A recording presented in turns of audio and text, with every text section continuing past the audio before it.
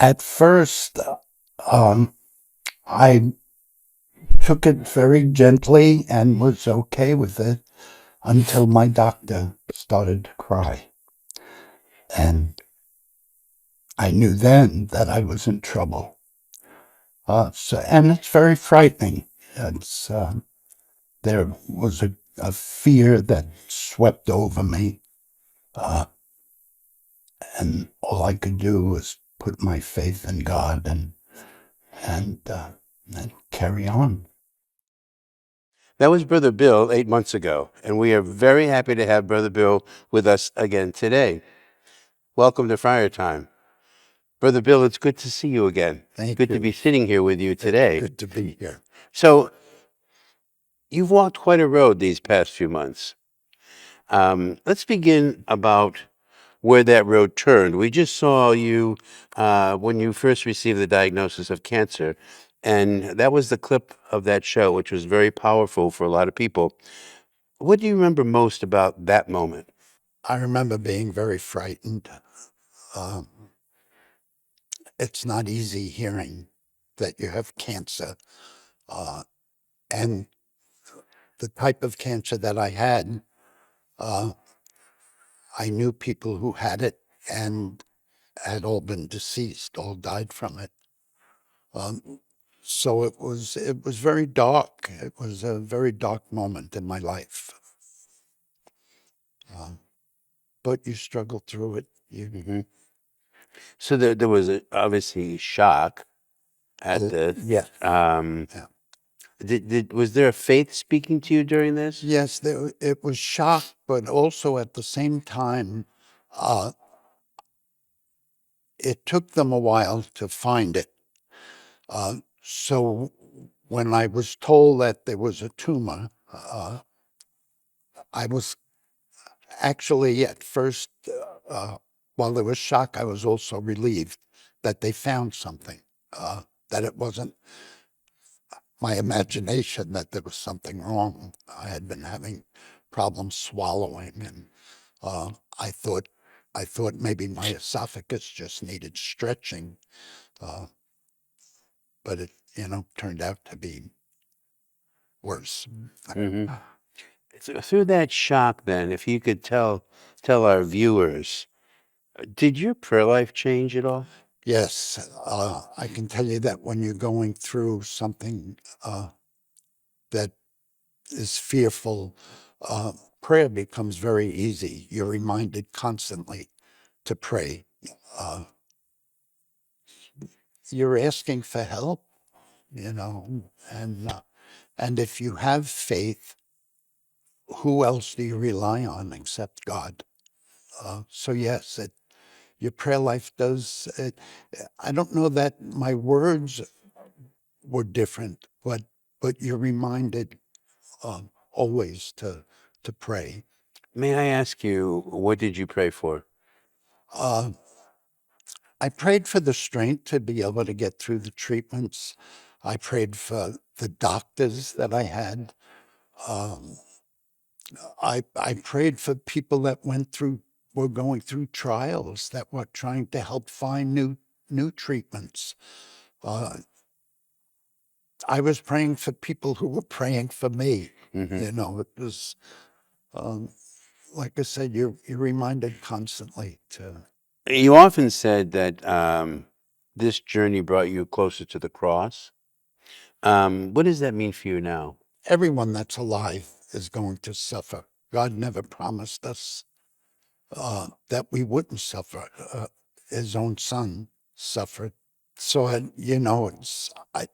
never tried to equate what I was going through with what our Lord went through, but it gives you an understanding um, of just how much suffering he went through for us. Do you see a Yes. positive part of suffering, a positive aspect of it? I mean, suffering is Well, something that all of us don't want to do, but everyone but does. everyone does. Everyone. Uh,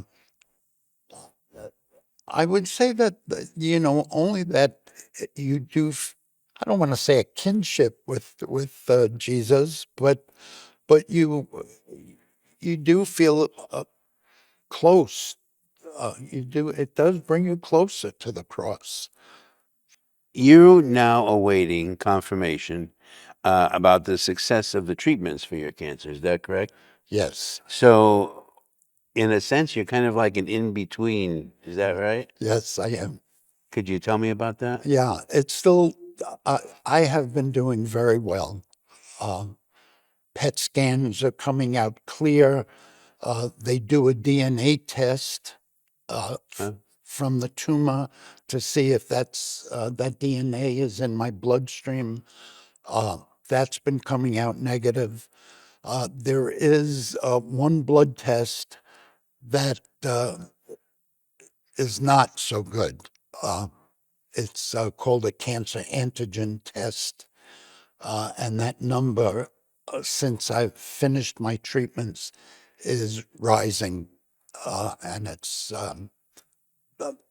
past the normal value. So it makes you feel like there's something still brewing inside. So, in other words, this test is saying there's something somewhere. Is that it? That's what it seems like, Uh-huh. and I think it's a concern for the doctor. Uh-huh. Why is it? Uh, when I when I was first diagnosed, uh, the number was it was over 100, and the normal value was 47. As I started treatments and radiation, that number dropped and went all the way down to 19, Well, which was great, But then I started immunotherapy for a year, and during that, it began to rise. And now it's back up to over 90. So that's the reason you feel like there's something brewing. But so does that mean that there is cancer somewhere, but nobody knows where? that could be. I That see. could be. They just don't know yet, Uh, you know. so what does it feel like to be in I, between like this? well, it's it's still scary. You're still reminded to pray. You just Yeah. uh, Is it constantly in your mind? no, no. You really try not to. And I try to dwell more on the successes that I've had, Right. um, rather than than what's still going on. Bill, you mentioned some support for people living with cancer. Could you tell us a little more about that? You did mention some medical stuff, but what about, are there other ways? Yes, uh, I think if for people here in the city, um, we have major hospitals that treat cancer. For people who live out of town or in small towns, uh, I think it would be wise for them to come to a big city uh, where there are hospitals that uh, specifically treat cancer, like Sloan Kettering or NYU. Uh, there are places for them to stay. The American Cancer Society, I know, has Hope Lodge, where they house families here in the city while they're being treated. There are other organizations, but it'd be wise to look them up, get on the internet and find them. There's a lot of help for people who are suffering, and it would be wise to take advantage of them. I think too, it'd be good to point out that these kinds of hospitals like Sloan or NYU are all over the country in all different cities, Yes, like Mayo Clinic, Johns Hopkins. yes, in the major large cities. Yeah, A lot there's of a lot people of, in small towns that right. There's also, I think, Hope Lodge, as you mentioned, with American Cancer is all over the country also. oh, So I think that yeah, those are the kind of resources that I think Brother Bill is talking about that if this disease becomes part of your life, it would be helpful for you to investigate all of the different ways of dealing with it, medical, and also other kinds of support issues too that can be helped. Esophageal cancer, which I have, strikes about 18,000 people a year in the United States, and 16,000 a year die from it. It's still considered a very fatal disease, and it's only maybe 20% that live over 5 years after diagnosis. Coming to a big city, having the surgery, going through the treatments raises that to 40%. So there is hope, you know. Of course, I'm I'm already 77. So I don't know how much longer I have to begin with. But you do your best, Yeah. to People often don't know what to say to someone who's ill, even when their hearts are in the right place. You probably got a lot of that. Words or actions maybe that helped you, and maybe what people shouldn't say. Could you help us and our viewers understand a little maybe about how can we respond to someone who says, I have cancer? Yes, I think to encourage people to let them know that you're praying for them, um, because prayer really does work. Uh, I am convinced that I've gotten this far through it because of prayer. Not just mine, but so many people that have been praying for me. Uh, I've had friars that were visiting from other countries that would come in and tell me, there's 6 friars in Portugal that are praying for you right now. It's very encouraging. It really is, and it gives you strength. What's hard to hear is when people tell you you're fine, you're gonna get through this. Um,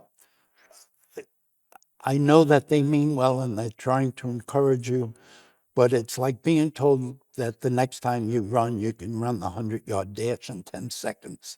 It's not going to happen, you know. So I, you don't want to hear things that people really don't know. You want to be encouraged, but you don't want to be. I don't want to be told that everything's going to be okay. Yeah. Sorry, does that? Does it feel like it diminishes what you're going through? No, it just. Yes, I guess it does. It just. Like, don't you worry, it'll be okay. Yeah, you'll be fine. You'll be You'll get fine. through this. Yeah. Yeah, I don't. When nobody knows. Nobody knows, Right. because your doctor won't even tell you that. Right. So it's, I want to ask you a question that a lot of times people, I think sometimes they have it in their head, but they don't want to express it. And that is the idea of being angry with God for this happening to you. You know, you try to be a good person, try to do the right thing. That old question that, why me? Why did this happen to me? And you might be able to give all of the physical things about why this happened, but there's that kind of gut questions like, why me? And God, why did you do this to me? Kind of like the Job question, why me? yeah. Did you feel that anger or that question? I honestly thought I would. I thought there would be a point where I would be angry and my anger would be directed at God. But I have to say that it never happened. Uh, the surgery I had to remove my esophagus was the 16th surgery that I've had. 16th? 16th. And I honestly thought this is just one more hurdle, to get through. Uh, and it does bring you to the cross, that you try to relate to what our Lord went through, uh, which makes you feel like what you're going through is nothing. You know, you just have to do it. Do you understand why people would be angry with God? Oh, without a doubt. You know, it's that old book. You know, why do good things happen to bad? Why do bad things happen to good Right. people? Yeah. Um, so I know that people get angry, But and you can understand that. without a doubt. Yeah. You have a good sense of humor. You always have. And I can't imagine that that left you during this treatment process. Were there some moments of joy and laughter that you remember? Laughter is, is great medicine. It's healing, really is. So yes, the friars keep you. The friars keep you laughing. Right. We try not to take things too seriously, even when things are serious. So yes, it's a great cathartic. There was an article I read some years ago about people who had cancer. One guy who had cancer who believed that humor was in fact a real medicine. Oh, but And so that he was in this room and they played literally like 24/7 I Love Lucy shows and all of these, and he just laughed and laughed. And supposedly, according to him, his cancer diminished because of this constant laughter that he had. So certainly living here would help that, I'm sure. I'm sure. So, Bill, you've walked through suffering with grace, honesty, even joy, and laughter. What would you say to someone right now who's beginning their own battle with this illness, who has this fear, this loss of control of power over their own body in so many ways? uh, I would say if you want to live, if you're determined to live, then live with that determination. Uh, don't give up. Get a good doctor. Ask your doctor lots of questions. Um, they really are happy to do their best to answer, and they're doing their best to help you. Thank you. Yeah. To all of you watching, please keep Brother Bill and all of those fighting the battle with cancer in your prayers. And remember, whatever valley of darkness you're walking through, you're not alone. There are people around you. You may not see us or know us, but we're praying for you in this struggle. I'm Father David, and this is Friar Time. If you or someone you know is in need of services relating to a cancer diagnosis, please contact www.cancer.org. For community support, please contact www.cancersupportcommunity.org.